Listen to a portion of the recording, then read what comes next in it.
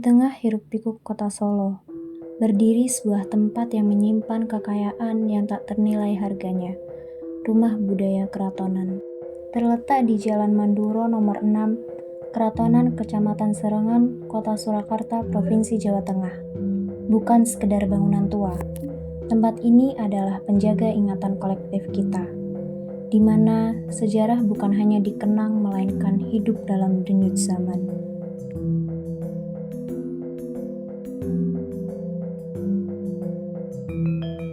Dari ketinggian atap-atap tua terlihat tenang di antara riuhnya kehidupan kota, menyingkap sebuah ruang yang tampak kecil di mata burung, namun luas di dalam maknanya.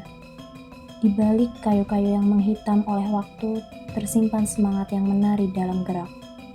Di sanalah tarian-tarian tradisional terus dilestarikan, gamelan yang nadanya masih hidup, dan keris yang syarat makna serta filosofi. Di zaman yang terus bergerak cepat ini, kita sering lupa menoleh ke belakang, lupa untuk sejenak merenung, melihat dari mana kita berasal, dan apa yang membentuk kita sebagai bangsa. Nasionalisme sering dimaknai dengan pekik semangat dan simbol-simbol besar.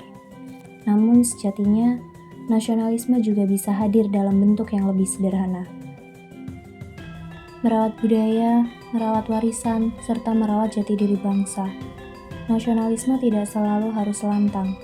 Ia bisa hadir dalam sunyi, dalam alunan nada tradisional, atau dalam bisikan hati yang berkata, "Aku ingin mengenal dan menjaga ini." Ketika seseorang masuk ke Rumah Budaya Keratonan, lalu merasa bahwa ini semua miliknya, merasa bahwa budaya ini bagian dari dirinya, disitulah nasionalisme tumbuh. Lukisan menceritakan tentang kikir pecinan. Kikir pecinan ini perang antara orang-orang Tionghoa ya, yang dibantu pribumi untuk melawan Fitose. Namun, sekuat apapun sebuah warisan, ia bisa menghilang jika tak ada yang menjaga. Disinilah peran generasi muda menjadi sangat penting. Ketika mereka mulai menunjukkan ketertarikan pada budaya, mengenal kembali warisan leluhur, atau bahkan sekedar mengunjungi ruang-ruang budaya, itulah bentuk awal dari nasionalisme. Nasionalisme yang tumbuh bukan dari kewajiban, tapi dari kesadaran akan pentingnya jati diri bangsa.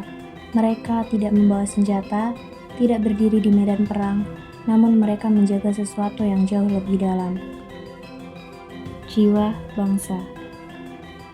Bangsa yang besar bukan hanya yang kuat secara ekonomi atau teknologi, tapi yang mengenal jati dirinya, yang menghargai warisan leluhur bukan sebagai hiasan semata, tapi sebagai pedoman hidup.